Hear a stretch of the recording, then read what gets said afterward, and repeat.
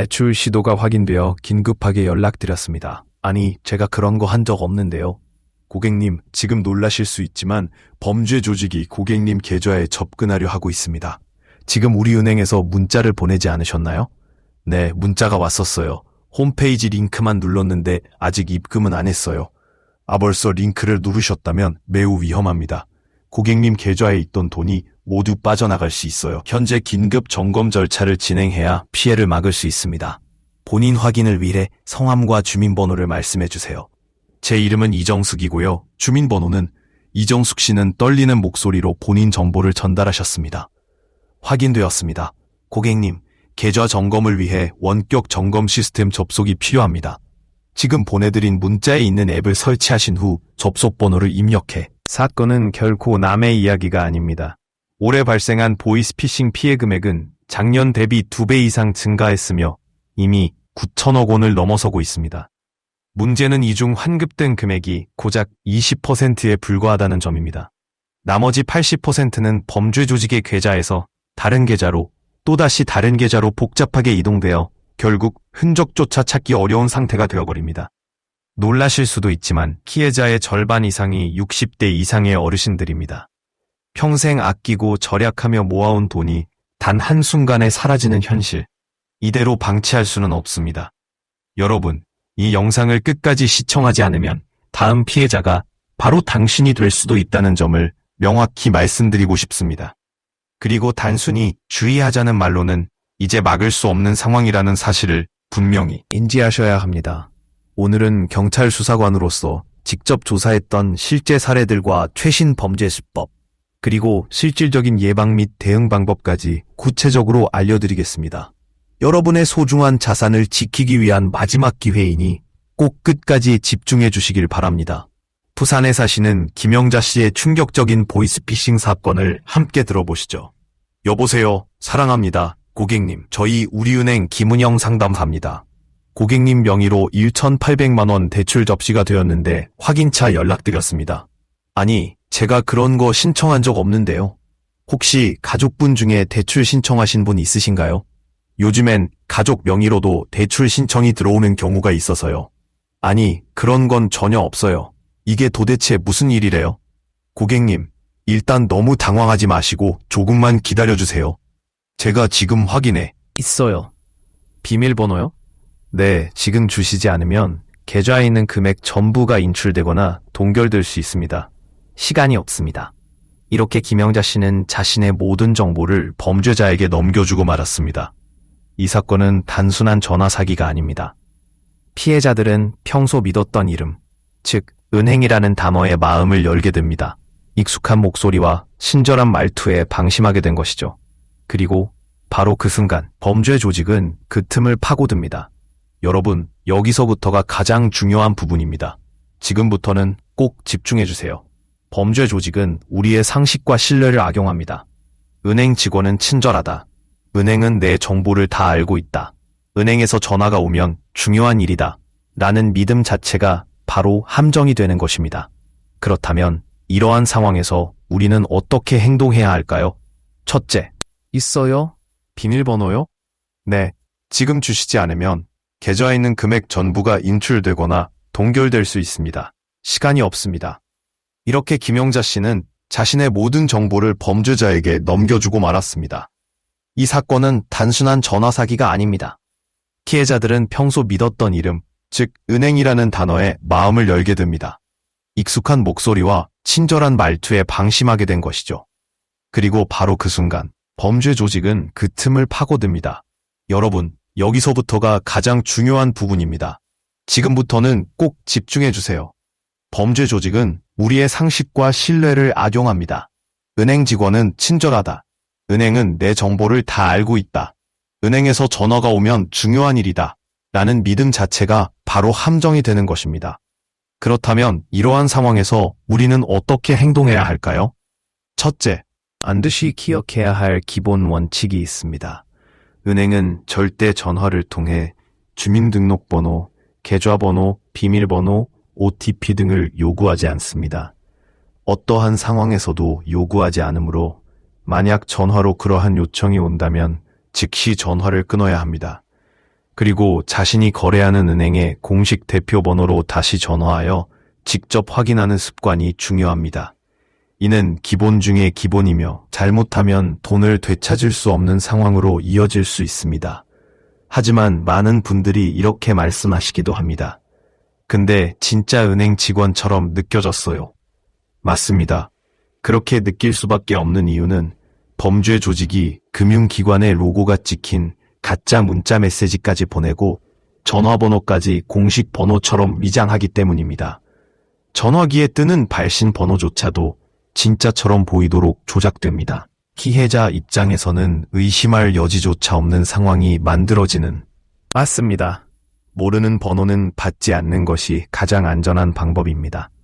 하지만 문제는 범죄 조직이 점점 더 치밀하고 교활해지고 있다는 점입니다. 최근에는 피해자가 실제로 거래하는 은행이나 공공기관의 이름으로 문자를 보내고 공식 번호로 위장해 전화를 겁니다. 따라서 그럴수록 직접 확인하는 습관이 더욱 중요해지고 있습니다. 김영자 씨의 사건을 계기로 다시 한번 강조드립니다. 여러분이 평생 아껴서 모아온 소중한 자산을 지키기 위해서는 우리가 알고 있는 상식을 다시 돌아볼 필요가 있습니다. 그리고 어떤 전화든 어떤 문자든 은행이라며 돈 입금을 요구하는 연락은 무조건 의심부터 하시는 것이 가장 안전한 대처법입니다. 다음 사건은 한 달 전 경기도 성남시에서 발생했습니다. 피해자는 올해 72세인 이정숙 어르신이셨습니다. 몇 년 전부터 아들에게 스마트폰, 맞습니다. 모르는 번호는 받지 않는 것이 가장 안전한 방법입니다. 하지만 문제는 범죄 조직이 점점 더 치밀하고 교활해지고 있다는 점입니다. 최근에는 피해자가 실제로 거래하는 은행이나 공공기관의 이름으로 문자를 보내고 공식 번호로 위장해 전화를 겁니다. 따라서 그럴수록 직접 확인하는 습관이 더욱 중요해지고 있습니다. 김영자 씨의 사건을 계기로 다시 한번 강조드립니다. 여러분이 평생 아껴서 모아온 소중한 자산을 지키기 위해서는 우리가 알고 있는 상식을 다시 돌아볼 필요가 있습니다. 그리고 어떤 전화든 어떤 문자든 은행이라며 돈 입금을 요구하는 연락은 무조건 의심부터 하시는 것이 가장 안전한 대처법입니다. 다음 사건은 한 달 전 경기도 성남시에서 발생했습니다. 피해자는 올해 72세인 이정숙 어르신이셨습니다. 몇 년 전부터 아들에게 스마트폰 사용법을 배우신 이후로는 집에서도 간편하게 스마트폰 앱을 통해 은행 업무를 처리하셨습니다. 나는 다른 노인들과 달라 아직 안 늙었어 라며 스마트폰을 자랑스럽게 여겼고 친구들에게도 스마트폰 덕분에 세상이 참 편리하다며 웃음을 짓던 평범한 어르신이셨습니다. 그러나 그녀의 스마트폰은 오히려 그녀의 전 재산을 탈취당하는 문을 열어주는 도구가 되고 말았습니다. 그날 아침, 이정숙 어르신은 한 통의 문자 메시지를 받습니다. 내용은 다음과 같았습니다. 고객님, 상천 500만 원 대출 승인 안내. 자세한 내용은 링크 클릭해주세요. 놀란 마음에 링크를 클릭하셨고 화면에 새로운 앱이 설치되더니 스마트폰이 멈추고 이상한 화면이 뜨기 시작했습니다. 전화를 걸려고 했지만 연락처 화면조차 열리지 않았습니다. 바로 그 순간 전화가 걸려옵니다. 안녕하세요. 금융감독원 보안팀 김은주 조사관입니다. 고객님 명의로 사기성 주세요. 그래야 계좌 접근을 막을 수 있어요. 다급한 마음에 문자로 받은 앱을 설치하고 접속 번호를 입력한 그녀. 잠시 후 휴대폰 화면이 멈추고 전화가 연결되지 않았습니다. 다시 금융감독원에 전화를 걸어주세요. 그래야 계좌 접근을 막을 수 있어요. 다급한 마음에 문자로 받은 앱을 설치. 누구나 방심할 수 있는 순간을 노리는 범죄이기 때문입니다. 이제는 더 이상 남의 일처럼 여기지 말고 스스로를 지키는 첫걸음을 내딛어야 할 때입니다. 다음 영상에서는 보다 구체적인 예방법과 대응 전략, 그리고 경찰의 수사 사례까지 소개드리겠습니다. 여러분의 소중한 자산을 지키기 위한 여정, 함께 시작해 주시길 바랍니다. 수상한 링크는 절대 누르지 않겠다고 괜찮다고 말씀하시는 분들도 계십니다. 하지만 요즘은 상황이 예전과 많이 달라졌습니다.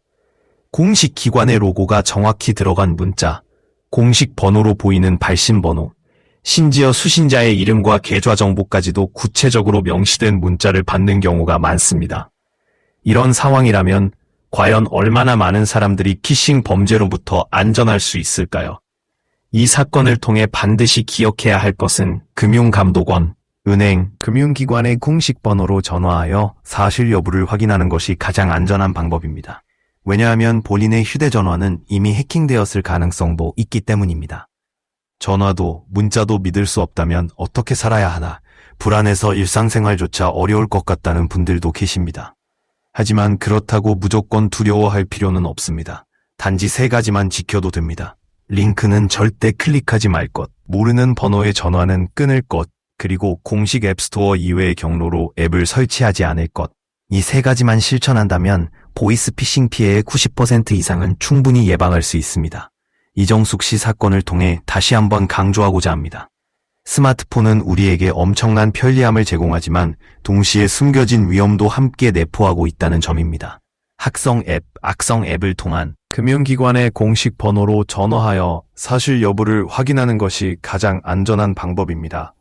왜냐하면 본인의 휴대전화는 이미 해킹되었을 가능성도 있기 때문입니다. 전화도 문자도 믿을 수 없다면 어떻게 살아야 하나, 불안해서 일상생활조차 어려울 것 같다는 분들도 계십니다. 하지만 그렇다고 무조건 두려워할 필요는 없습니다.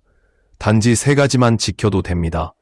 링크는 절대 클릭하지 말 것, 모르는 번호의 전화는 끊을 것, 그리고 공식 앱스토어 이외의 경로로 앱을 설치하지 않을 것. 이 3가지만 실천한다면 보이스피싱 피해의 90% 이상은 충분히 예방할 수 있습니다. 이정숙 씨 사건을 통해 다시 한번 강조하고자 합니다. 스마트폰은 우리에게 엄청난 편리함을 제공하지만 동시에 숨겨진 위험도 함께 내포하고 있다는 점입니다. 학성 앱, 악성 앱을 통한 범죄 수법이 점점 더 교묘해지고 있는 오늘날, 보이스피싱은 더 이상 단순한 전화 사기 수준이 아닙니다. 이들은 철저하게 계획되고 연출된 조직적 범죄입니다. 그렇다면 다음으로 소개할 사례는 더욱 교묘한 관공서 사칭 수법에 대한 것입니다. 이번 사건은 지난 2월 경기도 수원에서 발생했습니다. 피해자는 올해 69세인 박정희 씨였습니다. 그분은 평생 법을 지키며 살아왔고 세금도 항상 성실히 납부했다는 자부심을 가지고 살아온 분이셨죠. 그러나 바로 그런 신뢰감이 오히려 함정이 되고 말았습니다. 그날 오전 박정희 씨는 국세청이라고 주장하는 전화를 받았습니다. 여보세요? 박 선생님? 저는 국세청 세무조사관 김선아 조사관입니다. 다름이 아니라 박 선생님께 세금 체납 내역이 확인되어 연락드렸습니다. 현재 국세청 압류 절차가 진행 중입니다. 압류요? 제가 세금을... 국세청이라는 번호, 정식 직함을 언급하는 목소리, 진짜 문서처럼 보이는 공문 파일까지 문자로 전송받자 더 이상 의심할 여유조차 없었습니다. 결국 박 씨는 안내받은 계좌로 300만 원을 송금했습니다. 그러나 이 모든 것이 사비였습니다. 그 계좌는 범죄 조직의 계좌였고 돈은 순식간에 여러 계좌로 분산되어 흔적도 없이 사라졌습니다. 여러분, 만약 자신이 그 자리에 있었다면 정말 사기라고 생각하고 전화를 끊을 수 있었을까요? 공식 번호로 걸려온 전화, 국세청 로고가 들어간 문자, 실제 공문처럼 보이는 파일까지 받았다면 얼마나 많은 분들이 이건 사기다라고 판단할 수 있을까요? 이 사건을 통해 반드시 기억해야 할 점이 있습니다. 국세청, 경찰, 검찰, 금융감독원 등 어떤 공공기관도 전화로 세금 납부를 요구하거나 계좌번호를 국세청이라는 번호, 정식 직함을 언급하는 목소리, 진짜 문서처럼 보이는 공문 파일까지 문자로 전송받자 더 이상 의심할 여유조차 없었습니다. 결국 박 씨는 안내받은 계좌로 300만 원을 송금했습니다. 그러나 이 모든 것이 사기였습니다. 그 계좌는 범죄 조직의 계좌였고 돈은 순식간에 여러 계좌로 분산되어 흔적도 없이 사라졌습니다. 여러분, 만약 자신이 그 자리에 있었다면 정말 사기라고 생각하고 전화를 끊을 수 있었을까요? 공식 번호로 걸려온 전화, 국세청 로고가 들어간 문자, 실제 공문처럼 보이는 파일까지 받았다면 얼마나 많은 분들이 이건 사기다라고 판단할 수 있을까요? 이 사건을 통해 반드시 기억해야 할 점이 있습니다. 국세청, 경찰, 검찰, 금융감독원 등 어떤 공공기관도 전화로 세금 납부를 요구하거나 계좌번호를 알려주라고 하지 않으며 지정 계좌로 송금하라고 요구하지 않습니다. 압류 절차나 세금 체납과 관련된 조치는 반드시 공식 고지서와 현장 방문 확인 절차를 거칩니다. 박정희 씨 사건을 통해 다시 한번 말씀드립니다.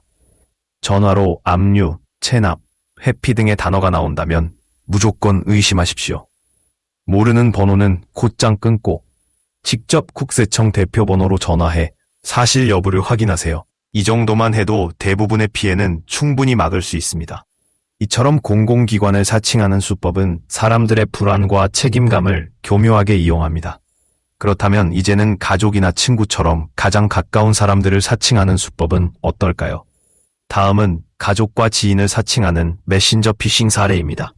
이번 사건은 지난달 서울 구로구에서 발생했습니다. 피해자는 올해 67세인 이금자 씨였습니다. 따로 사는 딸과 매일 카카오톡으로 안부를 주고받으며 지내던 분이었죠. 그날 오후 이금자 씨는 딸에게서 카톡을 받았습니다. 엄마, 나 병원인데 급하게 돈이 필요해. 카드 한도가 막혀서 지금 바로 계좌로 보내줄 수 있어? 이금자 씨는 순간 가슴이 철렁 내려앉았습니다. 얘야, 무슨 일이야? 어디가 아픈 거야? 검사비 때문에 그래. 당장 필요해. 이 계좌로 부탁해. 여러분, 여기서 중요한 점이 있습니다. 감정이 앞서면 의심할 기회조차 사라진다는 것입니다. 이금자 씨는 평소 딸이 사용하던 프로필 사진과 이름을 보고 안심했습니다. 목소리는 조금 이상했지만 병원에 있다는 말에 놀란 나머지 아무런 의심 없이 딸이 맞다고 믿어버린 것입니다. 결국 그녀는 500만 원을 해당 계좌로 송금했습니다. 그리고 얼마 지나지 않아 딸에게 전화를 걸었지만 전화는 받지 않았습니다. 2시간 후 딸의 전화를 받고 직접 통화한 이금자 씨는 그제야 자신이 당했다는 것을 깨닫게 되었습니다. 여러분, 보이스피싱에 당한 사람을 보면 이해가 잘 안 갑니다. 요즘 같은 세상에 도대체 왜 의심도 없이 돈을 바로 송금했을까 하는 생각이 들 수도 있겠죠. 하지만 요즘 보이스피싱은 상상을 초월합니다. 이금자 씨의 이야기처럼 가까운 가족이나 지인을 사칭합니다. 이름, 사진, 심지어 말투까지 똑같이 흉내냅니다. 마음이 급할수록 우리는 의심하지 못합니다. 여러분, 어떤 상황에서도 카카오톡 같은 메신저를 통해 돈을 요구받는다면 반드시 전화를 끊고 직접 확인하세요. 며칠 전 저는 구청과 협력해 한 경로당에서 보이스피싱 예방 설명회를 진행했습니다. 그날 모인 어르신들 표정엔 걱정과 호기심이 섞여 있었습니다. 제가 인사하자 한 어르신이 먼저 손을 들었습니다. 형사님, 근데 나는 그런 거 안 속아요. TV에서 많이 봤어요. 저는 미소를 지으며 답했습니다. 맞습니다. 그런데 안타깝게도 피해자의 80%가 똑같이 말씀하셨어요. 나 그런 거 안 속아. 그런데도 속으셨던 겁니다. 어르신들 사이에선 웅성거림이 퍼졌습니다. 그때 또 다른 어르신이 질문하셨습니다. 그럼 돈을 보내고 나면 범죄 사건이니까 경찰에 신고해서 돌려받으면 되지 않나요? 저는 고개를 살짝 저었습니다. 안타깝게도 그렇지 않습니다. 범죄 조직은 돈을 받자마자 다른 계좌로 빠르게 옮깁니다. 흔적을 없애기 위해서죠. 이미 계좌를 돌리고 돌려 추적이 어렵습니다. 그래서 여기서 실수하면 우리의 소중한 돈은 영원히 돌아오지 않습니다. 잠시 침묵이 흐르고 모두의 표정이 굳어졌습니다. 그럼 어떻게 해야 해요, 형사님? 한 할머니께서 눈을 반짝이며 물으셨습니다. 저는 단호하게 대답했습니다. 딱 2가지만 기억하세요. 의심과 확인. 이 2가지만 지키시면 됩니다. 전화로 주민번호, 계좌번호, 비밀번호를 물어본다면 바로 끊으세요. 그리고 내가 거래하는 은행의 공식 전화번호를 찾아서 다시 전화해 확인하세요. 우리는 이제 더 이상 남의 일처럼 생각할 수 없는 시대에 살고 있습니다. 누구든 언제 어디서든 피해자가 될 수 있습니다. 하지만 우리가 조금만 더 주의하고 조금만 더 의심하며 조금만 더 확인한다면 우리의 삶은 훨씬 더 안전해질 수 있습니다. 할머니께서 놀란 듯한 표정을 지으시며 조심스럽게 물어보셨습니다. 그럼 우리 손주들이 카카오톡으로 돈 좀 보내달라고 하면 그거라도 안 보내야 한다는 거지? 네, 맞습니다. 요즘은 정말 놀라울 정도로 수법이 교묘해졌습니다. 범죄 조직들은 단순히 이름이나 프로필 사진만 흉내내는 것이 아니라 대화 내용까지 거의 똑같이 따라합니다. 심지어 인공지능 기술을 활용해서 실시간으로 대답까지 해내고 있죠. 여기서 여러분께 꼭 말씀드리고 싶은 게 있습니다. 중요한 정보가 오가는 순간, 한순간이라도 방심하면 큰일 납니다. 저는 어르신들 앞에서 특히 강조했습니다. 카카오톡이나 다른 메신저 앱으로 본 이야기가 나온다면 무조건 전화하세요. 절대 메시지로 답장하지 마시고 직접 전화를 걸어 확인하세요. 그러자 한 어르신이 고개를 끄덕이며 말씀하셨습니다. 아, 이제는 일단 의심부터 하고 확인하고 그래야겠다 싶구먼. 맞습니다. 믿는 것보다 먼저 의심하는 자세가 더 중요합니다. 그게 바로 여러분의 소중한 재산을 지키는 첫 번째 방어막입니다. 그날 설명회가 끝나고 돌아가시던 어르신들의 표정에는 처음과는 다르게 단단한 각오가 느껴졌습니다. 그리고 저는 마지막으로 이렇게 덧붙였습니다. 이 이야기는 제가 알고 있는 것만으로는 부족합니다. 주변의 친구분들, 이웃분들께도 꼭 알려주세요. 정보는 나누어야 진짜 힘이 됩니다. 그래야 많은 사람들을 함께 지킬 수 있어요. 현장에서 실제로 느낀 건 하나였습니다. 보이스피싱 범죄는 결코 남의 일이 아니라는 사실입니다. 실제 작년 기준 보이스피싱 피해 금액은 9억 원을 넘어섰습니다. 그중 환급된 금액은 고작 20%에 불과했죠. 이게 바로 피해가 발생하기 전에 사전 예방이 절대적으로 필요한 이유입니다. 여러분, 여기서 반드시 기억해야 할 건 한 가지입니다. 피해가 난 다음에 어떻게 대응할까 고민하는 게 아니라 예방하는 것만이 유일한 해결책이라는 사실입니다. 보이스피싱 피해를 입은 분들 모두 이렇게 말합니다. 설마. 내가 당할 줄은 몰랐어요. 바로 그 설마라는 생각이 가장 무섭습니다. 사기꾼들은 바로 그 순간 그 틈을 노려 들어옵니다. 많은 분들이 피해 이후 후회하십니다. 그때 아들에게 전화 한 통만 더 했어도, 그때 한 번만 더 물어봤어도, 하지만 그때는 이미 늦었고 돈은 이미 사라져버린 뒤입니다. 마지막으로 청주에 사시는 분의 실제 사례도 들려드릴게요. 청주에 사시는 70세 김미옥 씨께서 이런 이야기를 해주셨습니다. 그날 우체국이라고 전화가 왔어. 신한카드를 발급했다면서 오늘 배송 나간다고 주소랑 주민번호를 알려달라고 하더라. 나는 그런 걸 신청도 안 했는데 그래도 계속 요구하니까 순간 막무가내로 마음이 흔들리더라고. 그래서 그냥 전화를 끊었어. 그리고 나서 바로 해당 신한카드 회사에 전화했더니 그런 일 자체가 없다고 하더라. 그날 얼마나 손이 떨렸는지 몰라. 난 평생 뉴스 속 이야기인 줄 알았는데 내가 이런 범죄의 당사자가 될 줄은 꿈에도 몰랐어. 여러분, 이게 현실입니다. 그래서 다시 한번 강조드립니다. 절대 전화로 계좌번호, 비밀번호, OTP 번호를 알려주지 마세요. 절대 모르는 링크를 클릭하지 마세요. 절대 출처가 불분명한 앱은 설치하지 마세요. 여기서 한 번만 방심했다가는 돈은 영영 되찾을 수 없습니다. 여러분의 돈을 지키는 가장 확실한 무기는 바로 의심과 확인뿐입니다. 마지막으로 꼭 전하고 싶은 말이 있습니다. 나이가 드실수록 디지털 기기에 익숙하지 않을수록 피싱 조직의 표적이 되는 확률이 훨씬 높아집니다. 하지만 여러분은 절대 혼자가 아닙니다. 이 영상을 보고 계신다는 것 자체로 이미 첫걸음을 내디딘 겁니다. 여러분의 한 번의 의심이 자녀와 손주, 가족의 재산까지 지켜낼 수 있습니다. 혹시 왜 계속 같은 말을 반복하는 거야? 라고 생각하실 수도 있겠네요. 네, 그렇습니다. 하지만 여러분이 보이스피싱에 당하지 않기 위해서는 몇 번을 반복해도 부족할 만큼 중요한 내용입니다. 오늘은 보이스피싱의 다양한 수법에 대해 알아보았습니다. 전화, 문자, 메신저는 물론이고 관공서까지 사칭하는 수법까지 범죄 조직들은 매일 더 교묘하게 진화하고 있습니다. 앞으로도 더욱 정교하고 위험한 수법들이 등장할 것입니다. 전화로 계좌번호, 비밀번호, OTP 번호를 묻는다면 무조건 끊으세요. 메신저로 돈을 보내달라는 요청이 오면 반드시 전화로 확인하세요. 낯선 링크는 절대 누르지 마세요. 모르는 앱은 절대 설치하지 마세요. 이것이 오늘 제가 여러분께 꼭 전하고 싶었던 내용입니다.